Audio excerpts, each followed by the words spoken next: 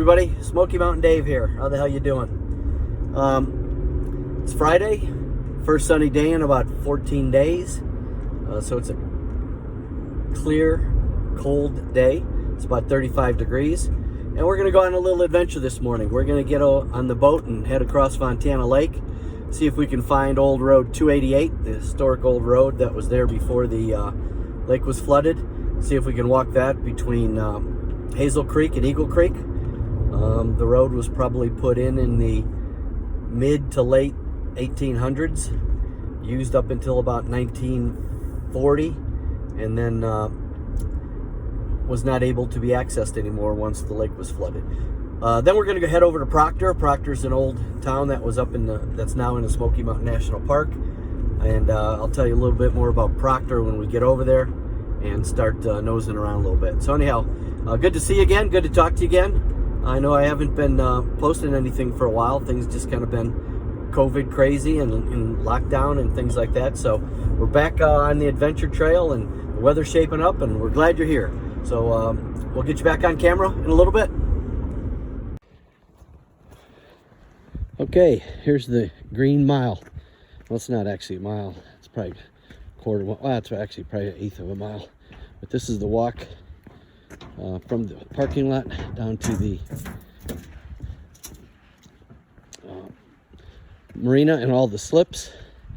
And as soon as we get up here, I'll show you what I had added to my boat to kind of give it a four-season quality, where I can go out on it on a day like today where it's, I don't know, 32 or 35 degrees. Anyhow, here's my pontoon right here. And as you can see, I had an enclosure put on it. So it kind of gives it a greenhouse effect, and it makes it probably 65, 70 degrees in there on a day like today. So that makes it, like I say, usable 12 months a year. All right, when we get out on the water, we'll get you back on camera. Okay, here we are out on the boat, just leaving the marina. There's the old Miss Hazel, the boat we used to shuttle people into the park. And then behind us is actually the ramp and some other slips. Things are kind of quiet here this time of year, obviously, but come summertime, we'll be renting a lot of pontoon boats. Got 6 new pontoons coming in.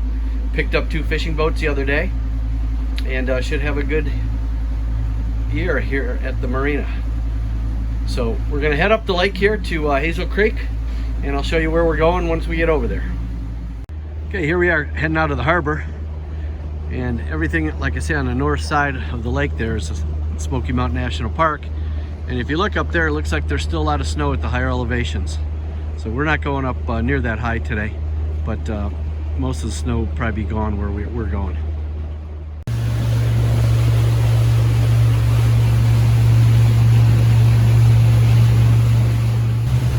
Okay, we're heading up Hazel Creek. That's all the national park over that way. Everything you see is national park. So we're gonna head up this creek about a mile and a half, park at Ollie's Cove, walk over to Procter, and look around over there. But this is a great spot for trout fishing and camping and hiking. And I'll show you where the old town was when we get back to Procter.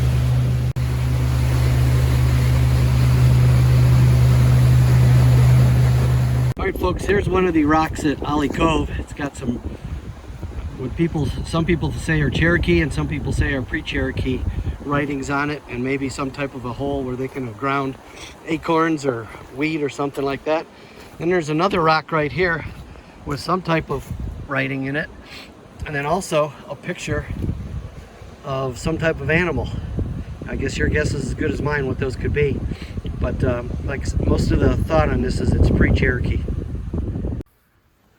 Okay, everybody, got the boat all secured down, taking the trail from Ollie's Cove. All right, we made it to the Lakeshore Trail. That's the Lakeshore Trail, goes about 20 miles all the way to Forney Creek. Comes out at the road to nowhere. And this is the Lakeshore Trail the other way. Goes over to Hazel Creek. And then from there it goes over to Eagle Creek. So we're just gonna walk the 0.7 miles over to Hazel Creek. Okay, just ran into one of the guys that works for the Park Service here. He's actually got the best job in the Park Service. His job is to go out and assassinate wild pigs. They run rampant here in the park. They tear up stream beds. They do a lot of damage. They're not native to the area. They're actually brought over from Germany a long time ago. But they have huge litters of little piglets. And this guy's job is to go out, set bait, come out with his AK-10, blast the shit out of those pigs. Then they just leave the carcasses for bears and coyotes. But talk about a good job, huh? Hanging out in the park, locked and loaded, getting rid of pigs. Someday, maybe. All right, let's keep walking.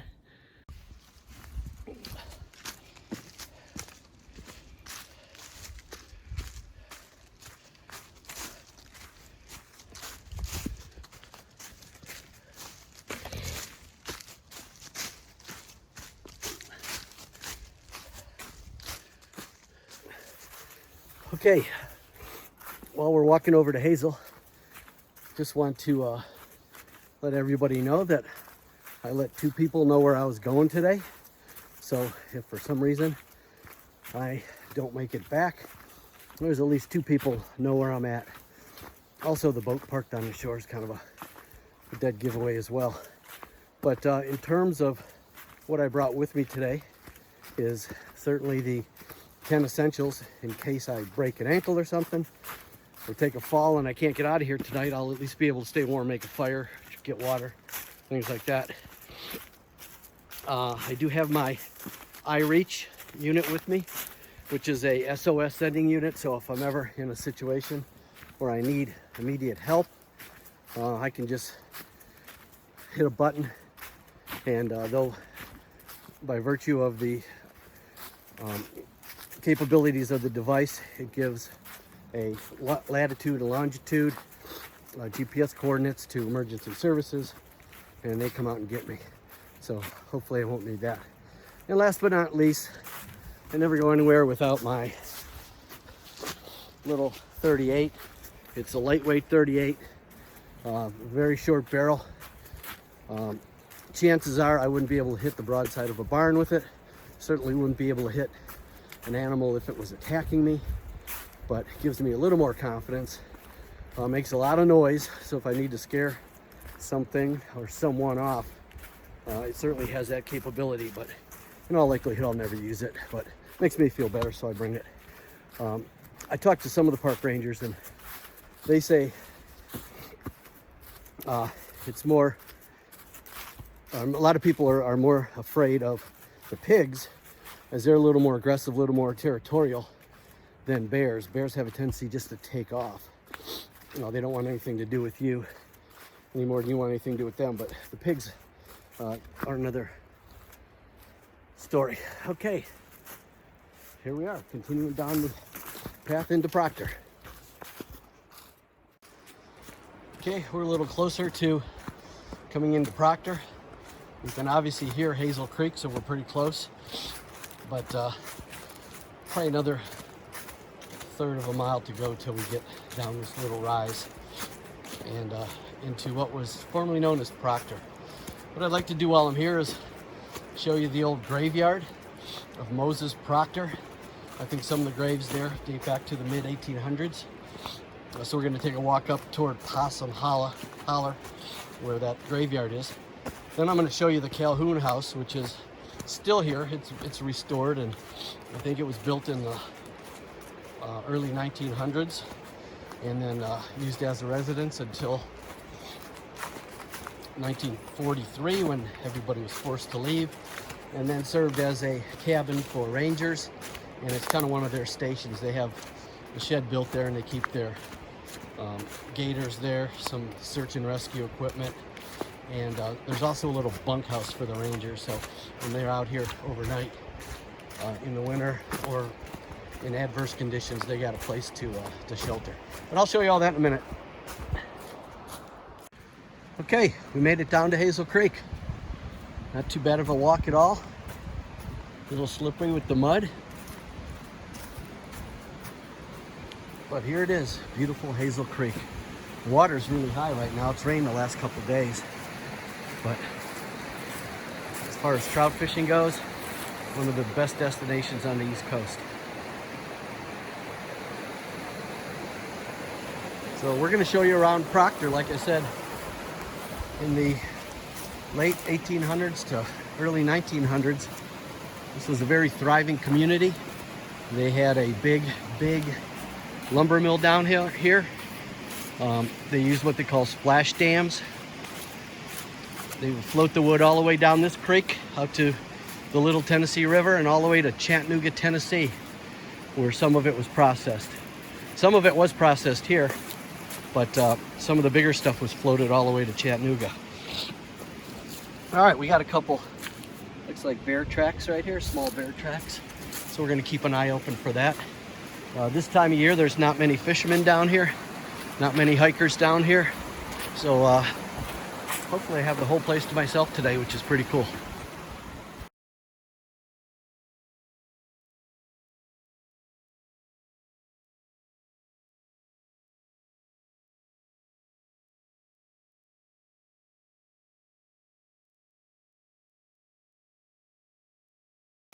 As I walk around here, I'll show you some stuff. Obviously, these are some bricks left over from some of the old houses that were here. All the houses were demolished when they put the park in. There's a lot of garbage laying around still. As you can see right here, sometimes you see some pottery and some bricks and things like that. And also, anything metal obviously is still going to be here that hasn't been rusted out. But here's an old, looks like some type of a storehouse. Could have been some type of a spring house or something that they used to store things. Obviously pretty old. A lot of bricks around. That's Hazel Creek, upriver. We're gonna go across the bridge here. This flows, it's about a mile from here down to Fontana Lake, so we're gonna walk down there. But first we're gonna walk over here and check out the Calhoun house. And then walk over up Possum Holler, see if we can find that cemetery. I've got some old handwritten maps here on my phone.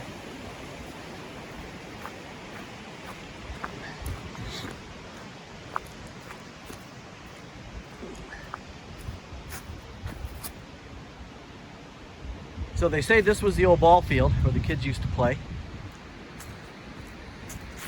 Many people were baptized in Hazel Creek. Right in this little stretch here, it gets shallow over here. A lot of baptisms, even baptisms still occur here sometimes for some of the old families that have a lot of history here. They'll bring their kids over here to be baptized. So let's walk over here. There's the Calhoun house. I think it was built in 1928, and like I say, served as a residence and then served as a station for the Rangers. Here's a couple old trees. They've been here for a long time. Certainly 100 to 120 years old. So they've seen a lot of stuff here. All right, this is the Calhoun house. Built in 1928. I think it's been kept up a little bit, but in back is what I told you about, where the park rangers have a little utility shed there that they stay in once in a while. But let's go in this place and see what we see.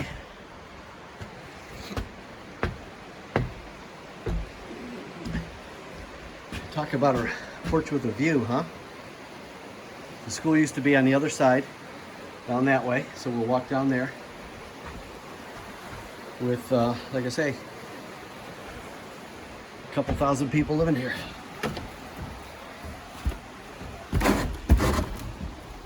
Which sure there's no animals in.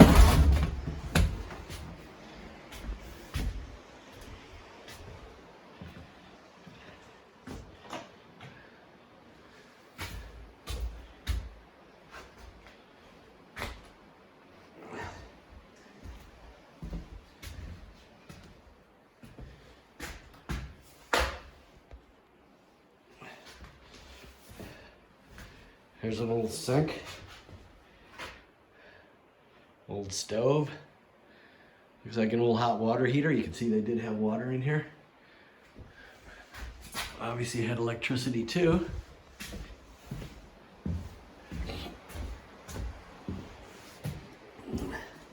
This looked like the bathroom.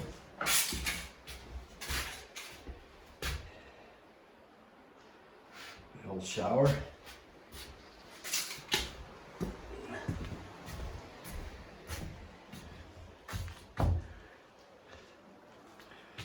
Obviously all the rooms were heated with fire. And then this is the last room here. Again, another fireplace. Boy, if this place could tell tales, huh? How many people that have stayed here. Now this is kind of weird because there's another room outside, but you can only get there from outside. And from what people say is that's where they kept boarders. If people, because they were very friendly, so if people had to stay here and weren't part of the family, they could stay in a separate room with a separate entrance on it, right there. All right, let's head over to the cemetery. Here we are farther down Hazel Creek toward Fontana Lake, but we're on the far side. Just a beautiful place. All right, I'm thinking this is where the trail to the old cemetery is.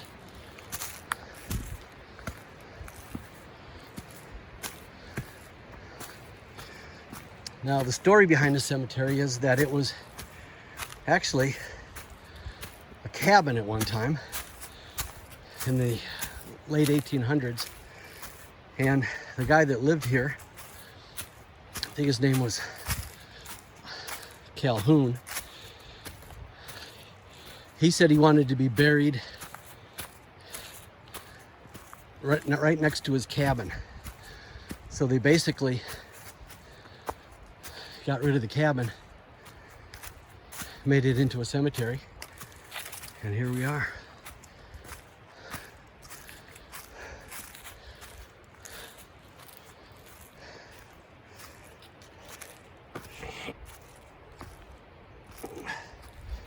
Some of the headstones are exactly that, just a stone.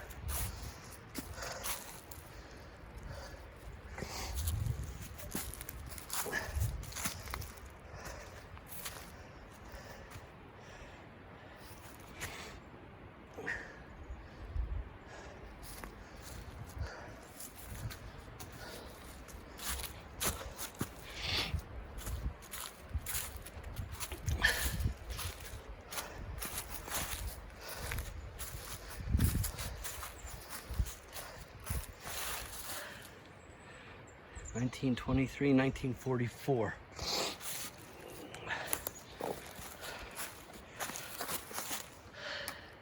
(1900 to 1942).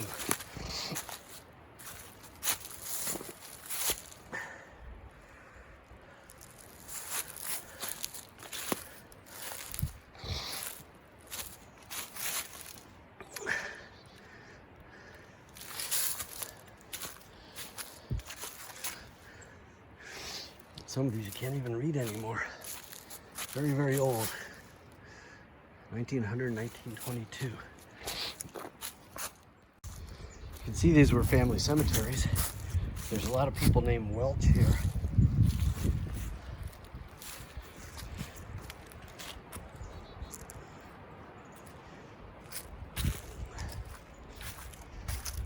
There's an old stone right there. Before they could even etch anything on them. 1877, 1897. Welch. Here it is. It says The field stones in front of this monument identify the graves of Patience, Rustin, and Moses Proctor, the first settlers on Hazel Creek. Their first cabin being erected on this location of the present cemetery. Moses was the first person to be buried here. Moses was born in 1794 and he passed away in 1864. His wife, Patience, was born in 1801, passed away in 1870. God bless you, Moses. God bless you, Proctor, or Patience. Thanks for letting me visit. Now, you can see all the way up the hill here, there's many, many more graves. Now, one thing you notice, and I've checked this out a couple times and it's proven to be true, is all of the headstones face east. And basically the reason they did that was they believed in the second coming of Christ would come from the east. So they wanted to be facing that direction when it happened.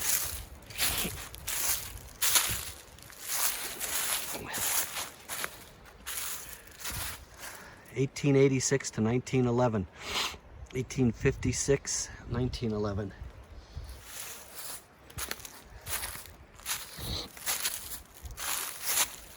Billie Jean Raxter, born and died in 1941.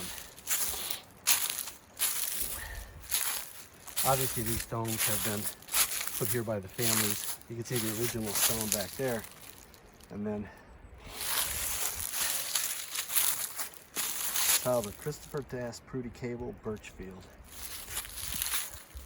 Some of the cemeteries in the national park are nothing but children. Charlie Birchfield, 1906, 1912, 6 years old. He died 5 years old. A lot of that 1918 was the diphtheria, measles, mumps, and smallpox. So you're talking about vaccines. That's why a lot of these kids especially died in the early 1900s. I think 1918 was the actual pandemic.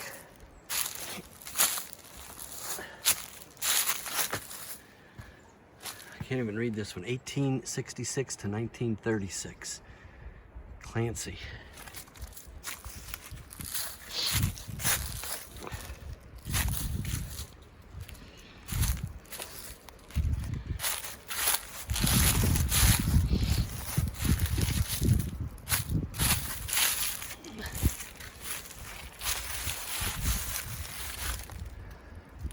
$1908.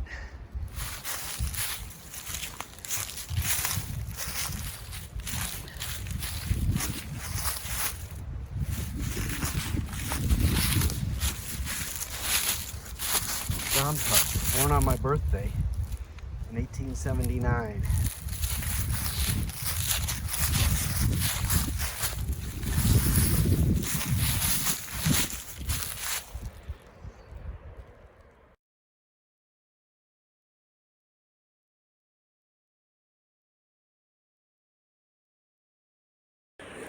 Hey, just climbing that little ridge. So I'm a little winded. Anyhow, I want to give a shout out to two of my buddies, Crazy Luther and Kim Shady, Crazy Alabama brothers. They were starting to train to take a shot at the AT, not 2021, but 2022. And I know they really had their heart set on it. Excuse me. Anyhow, Crazy Luther had to get a new hip. So he's off trail for a while in terms of training. But no one knows Alabama boys are tough. When they set their mind to something, they're going to do it. So here's at you, Crazy Luther. Heal quick. Because they say if you get a new hip, you're guaranteed to make it to Harper's Ferry. So if you get two new hips, you're going to make it all the way. But Godspeed, buddy, in your recovery. And Kim Shady, keep getting those miles down, man. This is where we're going to be hiking in March when you come up to visit. We're going to take this trail about 8 miles north all the way to Bone Valley. So looking forward to doing that. All right, guys, you take care. Okay, we just visited the cemetery. We're coming back into Proctor now by the old Calhoun house. We're gonna stay on this side of the river. Then we're gonna walk up here. Apparently there's some old kilns that are here from yesteryear. I guess that's where they used to dry some of the wood or process some of the wood. So it's supposed to be about a quarter mile up here on the left. So we're gonna check that out. We'll get back on. Okay, in reading about Procter, there were basically two streets. One was called Strutton Street, and that was the street that all the lumber executives and richer people lived. And on the other side was a place called Calico Street, and that's where all the workers lived. But everybody got along, even though they lived in different streets. It was one community. So we're gonna walk up here and see if we can find those kilns. All right, I got off the main trail here for a minute. Coming back here, looks like some old porcelain or glass. Some old metal stuff, some scraps. What else do we have here? An old pipe, some old brick, a bunch more basins. An old bowl, obviously an old glass. Looks like pretty old stuff. Anyhow.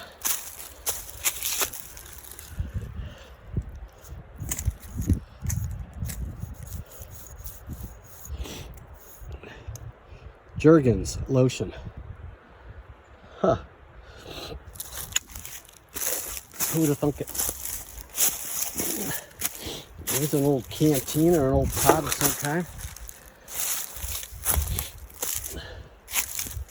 Oh, I see what's back here now.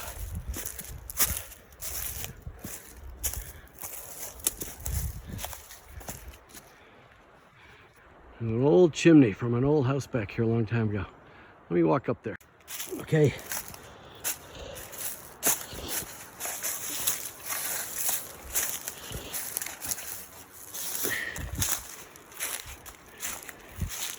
Here we are at that, looks to be the old homestead.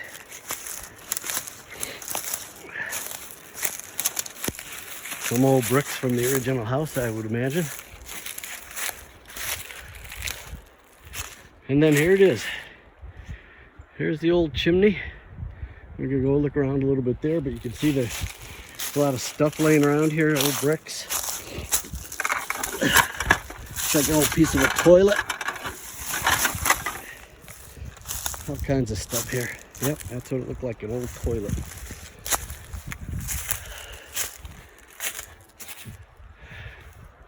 And then there's another one back there, so I'm gonna take a look at that one too. Like I mentioned before, typically when you find these places, there's two things that aren't too far away. One is where they dumped all their junk, and this looks like it right here. An old grate, bunch of metal, pieces of machinery. I don't know what that is. This is kind of funny to see back here. It's an old bed frame. And I'm just kind of wondering who the hell slept back here at some point in this house that was back here 150 years ago. Now here's another chimney that looks like it came from up there. There's something, might have been another little cabin back there or some type of fire pit or whatever. But when you get back here, you can kind of see how it was laid out. There's an old, where those rocks are right there, kind of marking the property line. But pretty cool stuff back here.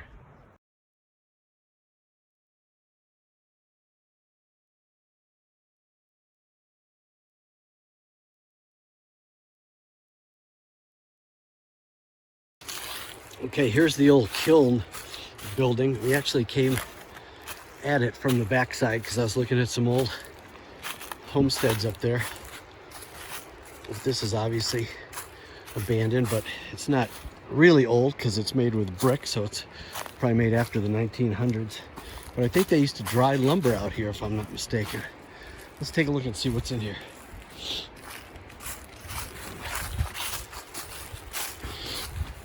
Most people living back here and working back here.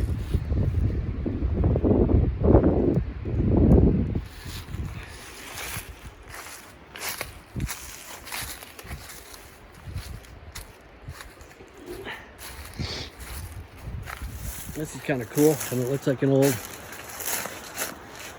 I don't know if they kept dynamite or dry goods or something in there, but that thing's built like a brick shit house. Unless it was an outhouse or something. There's another one over here. Let's see if we can go inside this one.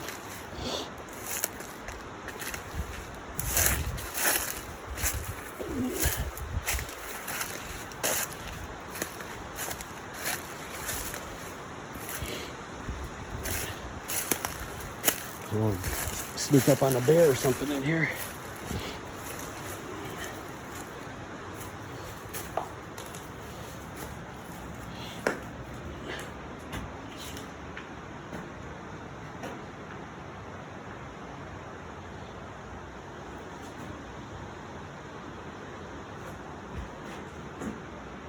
Kind of cool, whatever it is, was. That's what that old building looks like, way, way back there.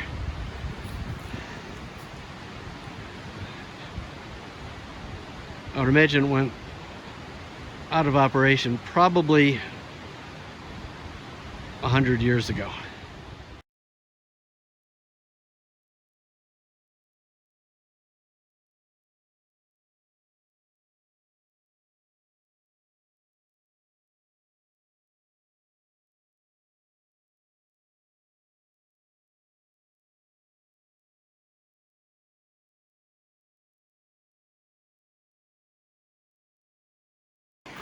Okay, we're back at the bridge and the Calhoun house.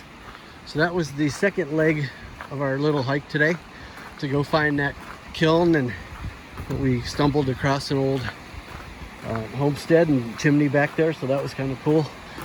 Now we're gonna cross this bridge, then we're gonna follow the river down to the lake. That's where we drop off hikers. And I've never been down this way when the water has been this low in the lake, so it should be interesting to see from that vantage point. Normally I see it. You know, one thing I do have to say today, which is kind of cool in a way, is I've been down here for, I don't know, 4 hours at a pretty interesting point in the park, and I haven't seen another soul down here. Like I said, that's good in a way and bad in a way. Good, the solitude feels good, the quiet feels good. But if anything happened down here, it's not like somebody's gonna come hiking by to help me. So you gotta do things smart when you're. Here's the path down to the lake. Again, that's where we drop the hikers off. Right over here are a bunch of campsites, and this is where that school was. I showed you that picture.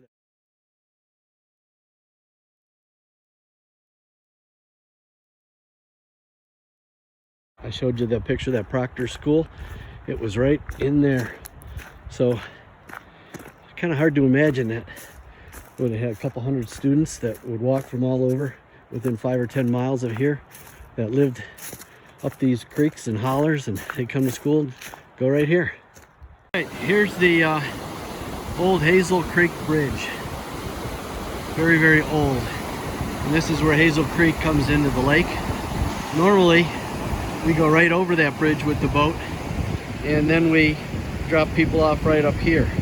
So you can see right now that it's down very, very, probably the lowest it's been all winter. But normally, like I say, we go right over that bridge with the boat and drop people off that want to go into the park to hike. Pretty cool.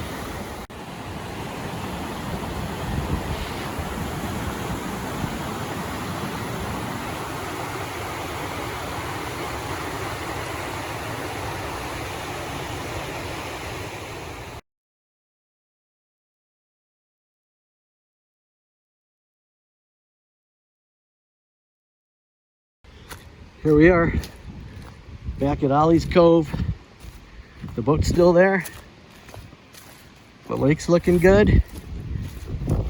So let's get back on the boat and head home. Hope you enjoyed the little hike today, the little adventure. And we'll see you next time around.